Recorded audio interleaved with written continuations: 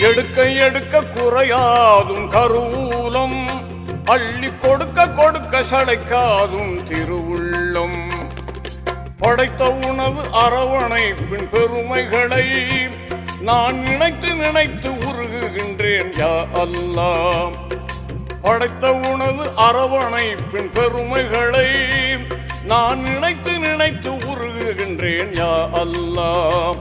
உன் அருளுக்கோர் அளவில்லை, அன்பிற்கோர் நிகரில்லை.